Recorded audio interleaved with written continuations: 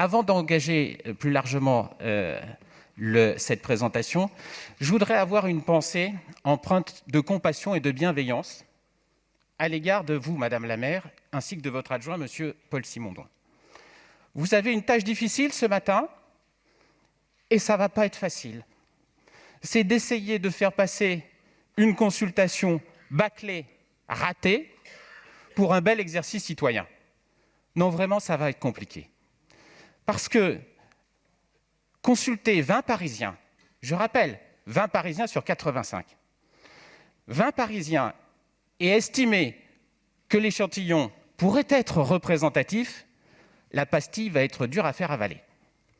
Et puis, estimer que sur un sujet aussi complexe que la 5G, 3 jours, 3 samedis consécutifs sont suffisants pour intégrer la complexité du débat, là aussi, ça va être compliqué. Mais c'est vrai que quand on voit les auditionner par les différents ateliers, pas d'opérateur de téléphonie mobile, le régulateur absent, l'écosystème économique parisien totalement écarté, aucune association entendue, pas même les Robins des Toits.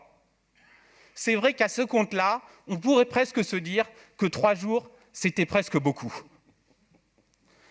Alors, maintenant, je voudrais vous parler du fond de notre proposition.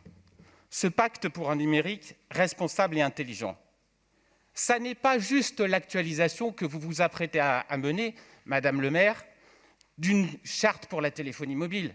L'idée, ce n'est pas de dire ah, on va passer de la 4 à la 5G, on fait 3 amendements à un texte, et puis derrière, ça satisfera tout le monde. C'est très insuffisant. Vous parlez d'enjeux de société. Nous parlons également d'enjeux économiques et de vie des Parisiens. Mais il faut aujourd'hui proposer un pacte numérique qui soit une véritable vision et précurseur, et que la ville de Paris se projette, comme elle l'a fait sur des matières environnementales. Aujourd'hui, une ville comme Paris doit également investir le terrain du numérique. Et le pacte que nous proposons va probablement inspirer bien au-delà des frontières du périphérique. D'ailleurs, il n'est qu'à voir d'autres communes de l'agglomération parisienne qui sont déjà passées à la 5G. Derrière ce pacte, il y a plusieurs idées. 2 principes. La liberté de choix. Chacun peut choisir la technologie qu'il souhaite. Et également, second principe, un principe de responsabilité, y compris en matière de sobriété numérique. Liberté, responsabilité, les 2 principes. Et cela se décline. Aujourd'hui, la ville de Paris dispose d'une fenêtre de tir. J'ai presque envie de dire le moment est historique, car la ville dispose d'un pouvoir de négociation en direction des opérateurs de téléphonie mobile. Ça ne se représentera pas prochainement et vous avez déjà perdu un temps précieux. Aujourd'hui, la ville doit se tourner vers ces opérateurs et proposer un pacte gagnant-gagnant. Aujourd'hui, la question de l'empreinte du numérique, l'empreinte environnementale, ça n'est pas les antennes, contrairement à ce que certains pourraient penser. C'est ce petit objet. C'est 70% de l'empreinte environnementale du numérique. Ce sont nos smartphones. Eh bien, proposons aux opérateurs de téléphonie mobile qu'ils intègrent dans leurs offres commerciales des Fairphone. Qu'est-ce que c'est qu'un Fairphone ?